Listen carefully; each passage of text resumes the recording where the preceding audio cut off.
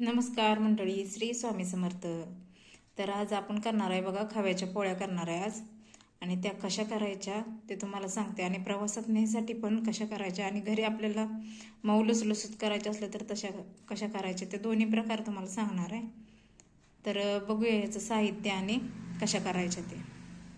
तर बघा, आपल्याला खवा पोळीसाठी लागणारं साहित्य बघा, 150 ग्राम खवा येते, आणि 2-3 वेलदोडे, जायफळ पूड, 1 वाटी साखर, म्हणजे बारकी वाटी घेतली मी, अंदाजे आपली भाजीची पोळी असते का नाही तेवढी पोळी भरून, आणि 5-6 चपात्याची कणिक.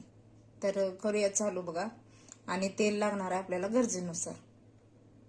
तर बघा, साखर, वेलदोडे आणि जायफळ मी अशी बारीक करून घेते मिक्सरवर, पिठी साखर करून घेतली त्याची. आणि आता यात तुम्ही तेल किंवा तूप दोन्हीपैकी काही वापरू शकताय. थोडंसं तेल टाकायचं कढईमध्ये गरम करताना, नाहीतर तुमच्याकडे तूप असलं तर तूप पण टाकू शकता, कारण खवा कढईला लागू नये, चिटकू नये म्हणून थोडंसं चमच्याभर एक तूप किंवा तेल टाका. तूप जास्त वापरायचं नाही, कारण खव्याला आधीच तूप सुटलेलं असते, त्यामुळे जास्त तूप वापरायचं नाही. फक्त लागू नये, खाली चिटकू नये म्हणून तेवढ्या पुरतंच वापरायचं. तर बघा, ही खवा टाकूया आपण, साखर टाकूया. आधी थोडी टाका निम्मी, आणि परत लागल तशी हळूहळू टाका. गॅस मध्यम ठेवा.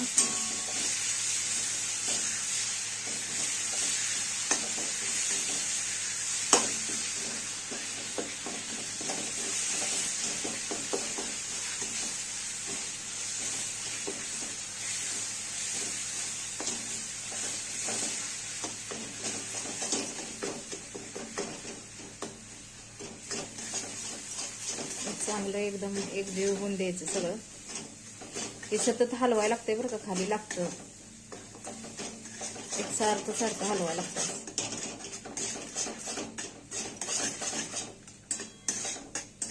आता ही भाजत असं घट्ट होऊन द्यायचं चांगलं.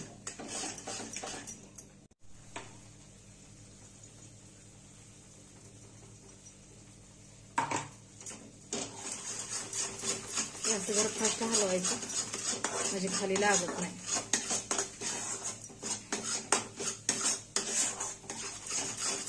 आणि हे चांगलं दाटसर उसर हलवत राहायचं बघा.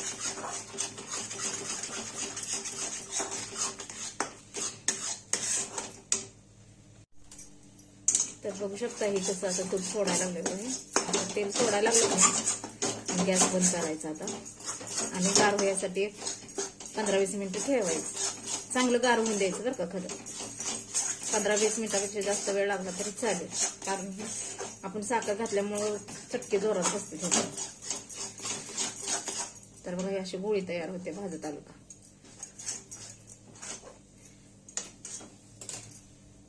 तर बघा, हे असं ताटात काढून घ्या, आणि ताटाला खाली का नाही थोडंसं तेल पुसून घ्यायचं, म्हणजे ही चिटकत नाही ताटाला.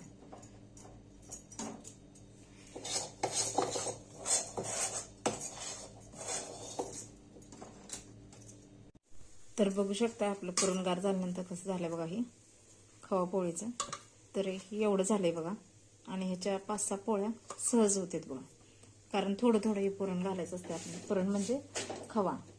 तर करूया चालू. पुरणाच्या पोळ्या करतो तशा पद्धतीनेच पुरण उंडा भरून घ्यायचा आणि करायचा. आणि ज्याला कोणाला समजा तसं जमत नसेल तर मी आत्ता दाखवते तशाप्रमाणे सुद्धा तुम्ही करू शकताय बघा. तर बघू शकता इथं बघा, ज्यांना कोणाला पुरणाच्या उंड्यागत असं भरायला येत नाही का नाही, तर त्यांनी साध्या आणि सोप्या ट्रिकमध्ये ह्या पद्धतीने करा बघा. ह्या बघा, ही मी आता लिंबा एवढी गोळी घेतली, लिंबापेक्षा जरा थोडीशी मोठी असते तेवढी. तर ही अशी लाटून घ्यायची थोडीशी.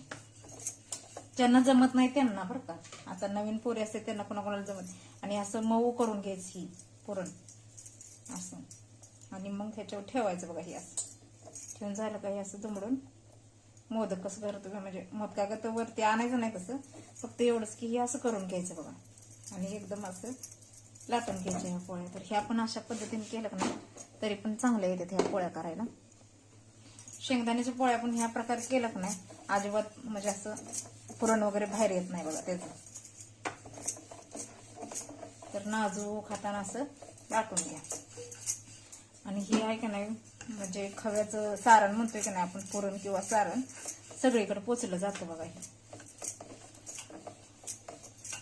तर ही माझ्या माहेरकडं काय स्वीट डिश म्हणून किंवा प्रवासाला जाताना अशा पोळ्या केल्या जातात बघा. आणि कमीत कमी 4 ते 5 दिवस या पोळ्या टिकतात, खमंग असं कुरकुरीत भाजल्या तर. आणि जर तुम्हाला मऊ भाजायचे असेल तर दुधाबरोबर तुम्ही खाऊ शकता. जर तुम्हाला मऊ भाजायचे असल्या का नाही तर दुधाबरोबर पण चांगलं लागतात ह्या. आणि प्रवासात नेताना असं कोरड्या खाल्ल्या तरी पण ह्या चालतात बघा. तर लय छान लागतात ह्या, मस्त लागतात ह्या पोळ्या. तर आमच्या सांगोला पंढरपूर भागाला ह्या अशा पोळ्या केल्या जातात बघा. त्याला खवा पोळी म्हणायचं.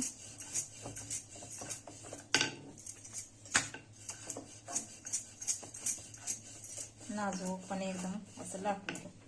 आणि मध्यम गॅसवर खरपूस भाजणार असेल तर मध्यम गॅसवर, आणि नॉर्मली मऊ भाजायचे असल्या, तुम्हाला मऊसूद पाहिजे असल्या तर का नाही मग फुल गॅसवर भाजायच्या आणि झटपट भाजायच्या, कारण हे पडदिशी भाजत असतात ह्या पोळ्या.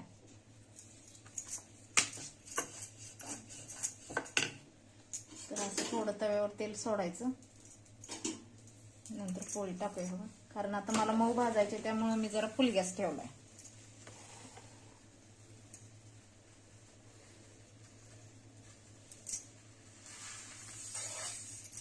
तुम्हाला एकदम खरपूस भाजायची असली, 2-4 दिवस टिकवायचे असेल तर का नाही मध्यम गॅस ठेवायचा. आणि एकदम अगदी बारीक गॅस ठेवला तरी पण चालते, खरं जरा उशीर लागतो त्याला भाजायला. खरं त्या 4-5 दिवस चांगल्या टिकतात पोळ्या.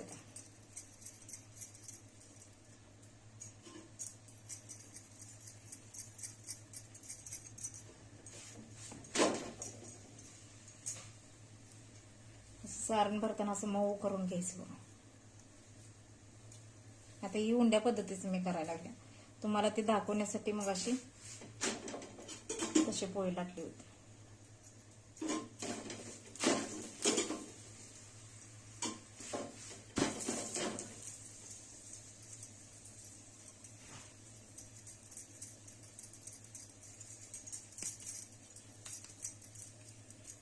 ते बघा हे असं.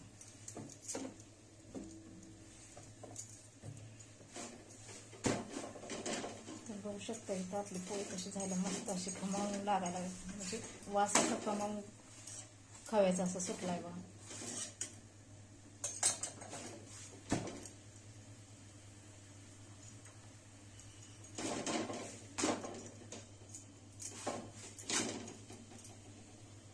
बघू शकता इथं आपल्या झालेत खव्याच्या पोळ्या तयार करून.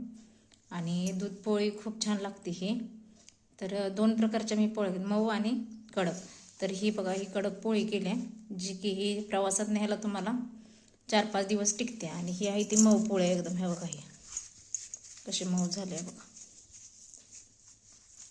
तर या खायला मंडळी.